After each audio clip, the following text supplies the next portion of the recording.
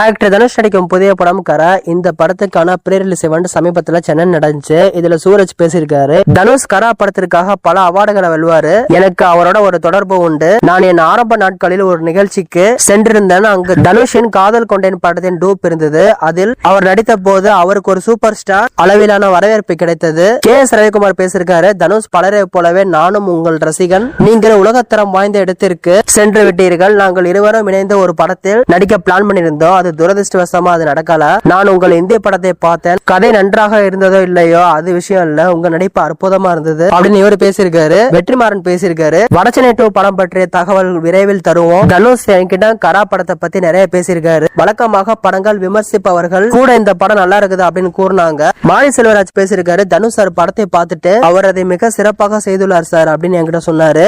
ஏற்கனவே படத்தை பார்த்து 5 பேர்கிட்ட பேசின அவர் 5 பேரும் கதையை பற்றி பல விஷயங்களை பகிர்ந்து கொண்டன. விக்னேஷ் ராஜா வாழ்த்துக்கள் அப்படின்னு மாரி செல்வராஜ் பேசியிருக்காரு. டைரக்டர் விக்னேஷ் ராஜா பேசியிருக்காரு. தனுஷ் சார் உங்களிடம் ஒர்க் பண்ணது ஒரு யூனிவர்சிட்டியில படிச்சது போல இருந்தது. அது ஒரு மிகப்பெரிய கற்றல் அனுபவமாக இருந்தது. தயவு செய்து படம் பார்த்த பிறகு உங்கள் கருத்துக்களை பகிருங்கள். ஆனால் கதையையோ அல்லது இடைவெளி காட்சியையோ வெளியிட வேண்டாம். முடிந்தவரை சீக்கிரம் திரையரங்கிற்கு வர முயற்சி செய்யுங்கள். கதை ஆரம்பத்திலிருந்தே தொடங்கி விடுகிறது. மேலும் இடைவெளிக்கு பிறகு உடனடியாக உங்கள் இருக்கைகளுக்கு திரும்புங்கள் அப்படின்னு இவர் பேசியிருக்காரு. இந்த படத்துல ஆர்ட் டைரக்டர் மாயா பாண்டி இவர் பேசியிருக்காரு. இது 1990களில் ராமநாதபுரத்தில் நடந்த ஒரு கதை. படப்பிடிப்பிற்காக 40 ஏக்கர் பரப்பளவில் ஒரு பிரம்மாண்டமான அரங்கத்தை நாங்கள் அமைத்தோம். இந்த படத்தின் காட்சிகள் மிகவும் தத்ரூபமாகவும் உயிரோட்டமாகவும் இருக்கும். ஏப்ரல் 30 அன்னைக்கு இந்த படம் ரிலீஸ் ஆகுது. ஜி பிரகாஷ் பேசியிருக்காரு. கரை ஒரு மெதுவாக பதற்றத்தை உருவாக்கும் ஒரு த்ரில்லர் படம். ஆனால் அதன் கிளைமேக்ஸ் ஒரு மாபெரும் வெற்றியாக இருக்கும். நான் படத்தை பார்த்த மிக்சிங் குழு, தணிக்கை, வெளிநாட்டு பணியாளர்கள் உட்பட்ட அனைத்து தொழில்நுட்ப குழுவினரும் அந்த படத்தை பாராட்டுறாங்க.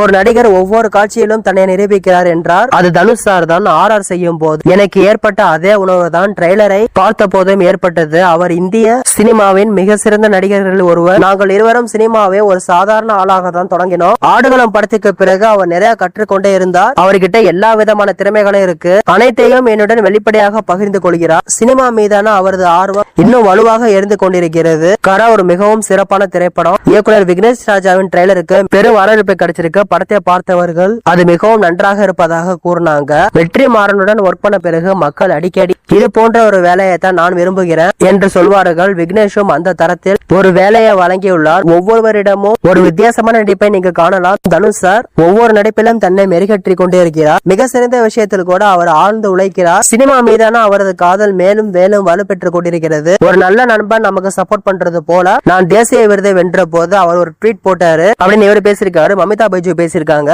இந்த படம் எனக்கு மிகவும் சிறப்பானது. எனக்கு இந்த வாய்ப்பை வழங்கிய விக்னேஷ் ராஜாவுக்கு நன்றி. இந்த மைக்கை பிடிக்கும் போது எனக்கு உண்மையில் பதட்டமாக இருக்கிறது. ஜி பிரகாஷ் சார், நம்ம இருவரும் சேர்ந்து ஒர்க் பண்ணது இது 2வது படம். மிகவும் நன்றி சார். இறுதியாக தனுஷ், நான் உங்கள் ரசிகை. நீங்கள் நடிக்கும் போது நான் ஓரமாக இருந்து பிரமிப்புடன் பார்ப்பேன் அப்படின்னு இவங்க பேசியிருக்காங்க.